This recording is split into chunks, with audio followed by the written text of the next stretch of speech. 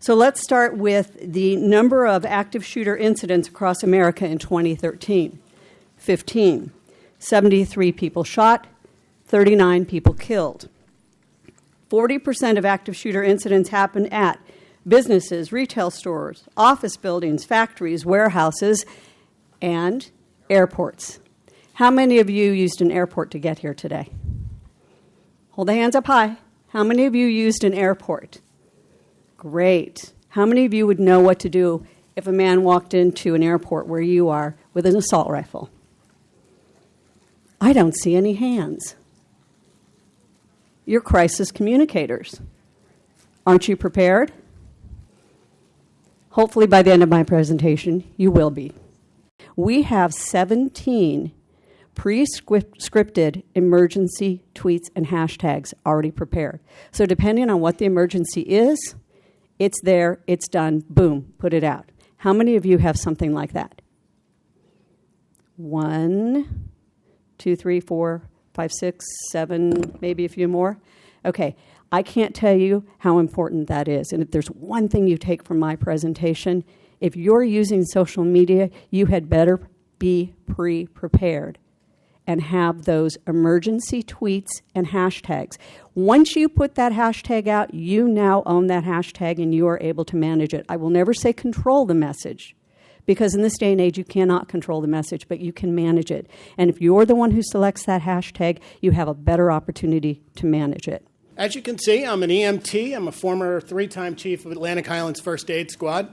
I'm also part of the New Jersey EMS Task Force, which is a statewide organization that responds to man-made and natural disasters throughout the state. So I'm well trained on that side. I've been a journalist for most of my adult life. Spent 19 years at the New York Daily News before joining CBS News 2 years ago as one of the executive directors of communications, where I handle PR for 48 Hours and CBS Sunday Morning. So I have murder and arts. It's quite a mix.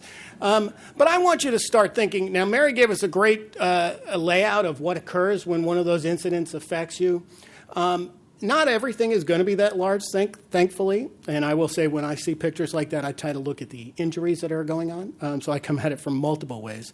But if you start thinking about attacking your crisis situations like a first responder, you'll see how things come together and how your reactions become an instinct.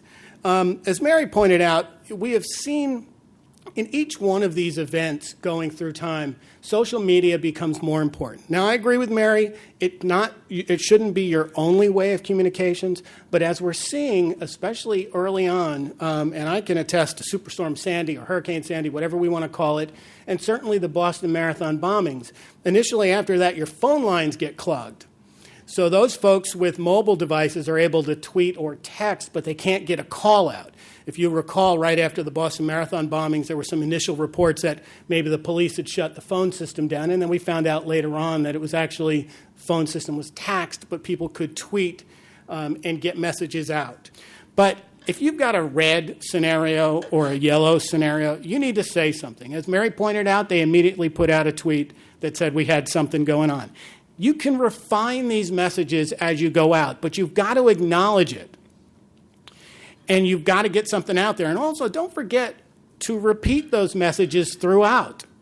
If I'm following anyone and you put out a message at 9 when an incident starts and my feed starts getting filled up, I missed your message.